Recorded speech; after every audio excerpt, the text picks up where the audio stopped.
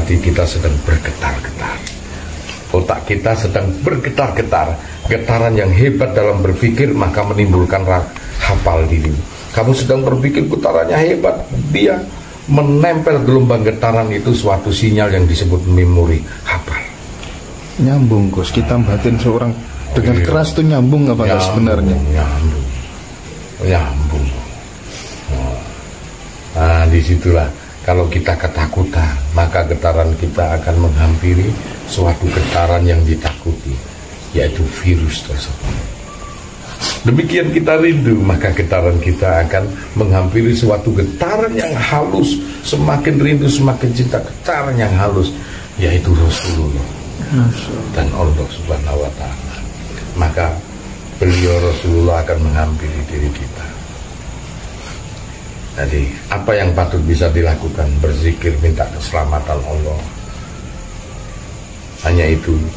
Kalau tidak mampu, saat ini duniamu apa? Main game sudah di rumah, sambil mengikuti live streamingnya Gus Santo. Main game aja di rumah, asal jangan main perempuan. Itu larangan agama. Terus ya urgent gini, kamu jangan ambil perbendaharaan yang larangan agama, jangan. Gitu. Getarannya biar bagus, menutup ruang-ruang negatif itu tadi. Iya, ambillah, carilah getaran-getaran yang sekiranya Anda bisa bahagia, Anda bisa tentram dibuatnya, Anda bisa damai keseluruhannya itu. Maka insya Allah dalam sesuatu hal nanti kita akan mendapatkan sesuatu hidayah dari Allah Subhanahu wa Ta'ala. Makanya itu saya berharap untuk para jamaah, jangan merasa gundah hanya karena suatu sebab, karena kegundahan itu akan mengakibatkan getaran-getaran yang tidak diinginkan akan menghampiri kita lewat gelombang yang tercipta dari getaran tersebut. Seperti riak air, jikalau tersentuh tangan, dari tangan ini yang mempunyai getaran, dan molekul air yang mempunyai getaran juga bila tersentuh, maka dia akan mengadakan suatu riak gelombang. Disitulah wujud alam semesta ini. Getaran yang terpadu akan menimbulkan suatu gelombang, maka gelombang itu meluas dan memendek. Dia akan menjemput dan menghantarkan kepada diri Anda. Ya air kalau disentuh kan terus, dia akan memendek. Makanya kalau situ takut dengan virus, dijemputlah itu virus ini. Medeni mending enak, mikirnya enak, sip. Ya toh. Itulah idenya Gus Anton dan para jamaah harus cerdas intelektualitas, cerdas emosionalitas, cerdas spiritualitas. Ya, intelektual kuentit, emosional kuentit, dan spiritualitas kuentit. Kita harus cerdas. Berapa bulan saya masuk di YouTube, sekarang kita diuji sama Allah. Jadilah suatu kaum, jadilah suatu peradaban, jadilah suatu kelompok organisasi yang mempunyai kualitas dengan mempunyai 3 kecerdasan yang diciptakan Allah. Intelektualitas kuentit, emosionalitas kuentit, spiritualitas kuentit. Insya Allah kita menundukkan dunia pada genggaman tangan kiri. Amin. Kita menundukkan alam akhirat pada genggaman tangan kanan. Amin. Nah, disitulah kita mempunyai kedua tangan itu berfungsi semuanya. Nah, jadi ingat di situ aja gambaran untuk sementara menguatkan para jamaah yang ada di rumah pemirsa, baik di Nusantara ini, di luar pulau maupun di luar negeri sekalipun, bahkan mungkin di akhirat sekalipun, biar mendengarkan masuk gak mau KSP itu pahala kan ya toh. Itu pastinya seperti itu. Untuk sebagai tolak ukur landasan kita semua untuk bisa berpegang teguh pada keyakinan yang mendasar dan keyakinan tauhid sebagai akidah kita yang diturunkan Rasulullah kepada diri kita, termasuk Nabi Ibrahim. Itu warisan-warisan leluhur kita. Mungkin saya cukupkan di sini dalam live streaming. Nanti beberapa jam lagi ataupun nanti besok pagi ataupun apa, nanti akan ada video-video saya di dalam kultum kuliah 7 menit. Meskipun sedikit tetapi mengena pada saudara-saudara semua. Oke, akhirul kalam saya ucapkan terima kasih. Mohon maaf sekiranya ada yang kurang dalam sisi masukan-masukan live streaming saya di sini, untuk itu saya ucapkan Assalamualaikum warahmatullahi wabarakatuh. Ya masuk tuh. Sopo sing jawab virus corona. Nomor pilih virus corona sih dok. Iki lagi antri satu-satu aku biar gue. Ya Allah Gus. Ini yang ditunggu teman-teman ini. Nah itu ya, kita ngomong itu meskipun seluruh dunia baru sadar. Oh iya bener gue sadar. Suatu getaran itu akan menimbulkan konsumsi banyak gelombang. Dari gelombang getaran itu akan mengarah kepada gelombang elektromagnetik. Dari gelombang elektromagnetik akan nyedot kepada sesuatu yang dia pikirkan. Maka terjadi. Kalau kita dolanan sing lain, ya main game ae. Wis mikirno sing dimbo, kok iso miber kok Superman sakarepmu, wis kok dolanan sing lain. Ada kesibukan lain ya. Ada kesibukan lain yang berdurasi positif. Sama dengan Arab berarti kan. Wah, ngarep iku kadang orang berpikir orang Jawa. Nah, gila anak sing namanya Widodo itu. Enggak terasa itu muncul. Nah tuh lagi entas dirasani muncul. Lagi entas dirasani muncul tuh. Nah itulah kadang-kadang sesuatu yang tidak kita inginkan juga akan bersandar kepada kehidupan kita nanti. Iya ya. Nah, itu makanya kita harus sadar, kita harus koreksi diri, karena dengan begitu getaran-getaran itu akan mengarah ke yang lain. Semestinya seluruh Indonesia itu tadi saya ngomong, bersatu, berdoa, timbulkan suatu getaran positif. Allah akan menurunkan sifat alat pembersih untuk menyantap yang namanya iblis tersebut, virus itu. Iya kan? Makanya andai kata dia seorang wali, mungkin dari kemarin virus ini ada. Berhubung dia bukan seorang wali, syairnya baru dikabulkan sekarang oleh Allah. Siapa? Slang, virus. Ya Allah. Iya. Andai kata dia seorang wali, mungkin dari kemarin-kemarin itu virus datang. Karena dia bukan seorang wali, hanya seniman. Tapi di hatinya terasa kelak akan terjadi, maka baru sekarang disuka. Siapakah dia? Slang, virus. Dia bikin judul lagu virus. Bisu. Nah itu. Nah nggak tahu lah. Ebit sudah pernah terjadi sekarang. Sekarang giliran slang dikabulkan oleh Allah berapa puluh tahun kemudian. Virus.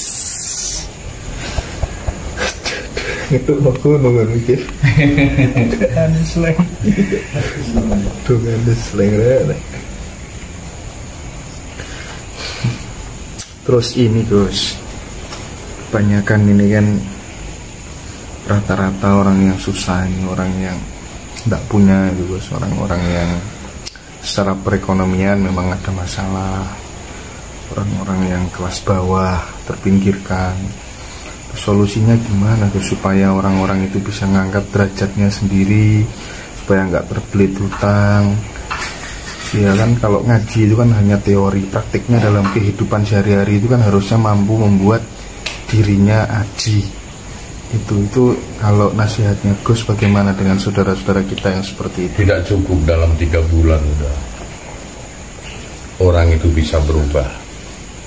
Dalam kurun 3 bulan sampai 1 tahun orang itu hanya sadar diri dari keterpurukan tidurnya, tidur panjangnya, ketidaksadaran dalam menguak sisi rahasia. YouTube saya ini hanya menggugah mereka yang sudah hidup tetapi tidur pikirannya, terbuka. Nah, apa yang harus dikedepannya ini dia supaya punya kualitas sebagai manusia insanun kamil, manusia yang pada tingkatan sukses sampai tingkatan dewa, tingkatan Bali adalah dari kemampuan ibadah rohaninya dia untuk bisa merubahnya. Saya hanya membuka Nabi Musa saat berguru dengan Nabi Khidir dengan dikasih syarat bahwa ikan emas di keranjang. Jika ikan emas itu tadi itu hidup, dia masuk ke dalam laut, maka orang itu di situ. Yang kau cari itu berada di tempat itu. Dibawalah beberapa hari, konon ada riwayat yang menyatakan 40 hari. Nih bawa itu, ikan itu sudah jadi bangkai. Kemudian hidup di pinggir pantai, ada orang mancing tersebut, maka orang itu ada apa? Jikalau kita sifat surubiahnya itu ketemu dengan Khidir yang warna hijau, maka sudah jelas hati kita hidup. Kemarin-kemarin Anda sedang mengaji sama Nabi Musa di masjid-masjid. Sekarang Indiana menemukan Khidir, ngaji dengan Khidir, maka apa? Yang di dalam ikan-ikan yang ada di dalam hatimu, latifatul ruh, latifatul qulubi, latifatul qalbi, latifatul sir, latifatul akbal, latifatul nafsu natinggia, latifatul qulul jasad, hidup dia meloncat dalam samudra hingga Anda bisa memahami eksistensi Allah yang sebenarnya dan hingga Anda memahami eksistensi kehidupan. Maka dalam itu, untuk bisa menyentuh sesuatu hal dalam suatu unsur rahasia yang dibutuhkan itu kemampuan, semangat, sifat rohani. Insya Allah mereka sedikit demi sedikit akan berada pada tingkatannya. Akan bisa merubah sesuatu sistem yang mana sistem kehidupan itu akan dipakai menjadi acuan dia untuk selalu sukses dan berkembang dalam kehidupannya di situ. Itulah makanya apa yang saya katakan tadi, tidak bisa sesingkat itu. Yang Anda saat pelajari di YouTube kemarin itu hanya kesadaran jaga dari sesuatu rahasia yang belum terungkap tetapi ada, hingga mereka sadar. Selanjutnya bagaimana potensi untuk bisa sukses adalah merubah pola pikir, merubah pola nalar, merubah cara berpikir, merubah tingkah dan akhlak terutama, hingga menjadikan orang yang sukses punya kualitas tauhid. Di situ kuncinya mindset, berarti mindsetnya harus dirubah. Saya katakan kemarin kamu lebih banyak condong kepada rasa was-was, sekarang ini lebih dipedekan kepada rasa sukses, yakin. Karena informasi ini baru didapat, yang semestinya itu ada dari dulu. Gitu loh. Jadi mulai detik ini ayolah belajar, kita semua yang ada di rumah juga belajar untuk bisa sukses. Dari yang poin pertama, merubah mindset, yakin. Yakin, pede. Jangan pernah kita hidup ini banyak-banyak ragu dan galau, karena disitulah kekosongan mentalitas kita, disitulah kekosongan semangat kita hidup. Di situ kekosongan semua informasi yang menuju kepada kesuksesan. Intinya kebakar energi kita musnah tanpa karono oleh sesuatu hal kekosongan tadi. Maka di kekosongan itulah kita isi sesuatu hal yang positif, insya Allah. Mulai sekarang diyakini, dipositifkan. Semuanya itu hanya bondone jare wong Jawa, modalnya hanya yakin. Yakin dan yakin itu berada pada landasan iman. Dia melekat pada sisi iman semuanya. Maka iman itulah keyakinan, keyakinan itulah kekuatan iman, dan iman yakin berada pada landasan rasa. Rasa itulah yang menghantarkan manusia untuk bisa mengenal segala sesuatu. Karena keyakinan yang kuat dari informasi ilmu, keyakinan yang kuat dari informasi sejarah, keyakinan yang ditangkap yang kuat dari informasi apapun keadaan yang dilihat maupun yang didengar oleh mata manusia dan telinga manusia, maka landasan itu masuk kepada tingkat rasa. Dan rasa itulah yang digunakan untuk tongkat kita menyelami kehidupan kita, untuk bisa mengenal kehidupan maupun kita bisa mengenal Allah tentang negeri akhirat di situ. Untuk bisa merubah seluruh mindset adalah kekuatan rasa yang di dalamnya ada yakin tersebut, dan di dalam keyakinan tersebut ada akal, ada hati, ada perasaan, ada tabiat, ada watak, ada karakter, dan ada akhlak.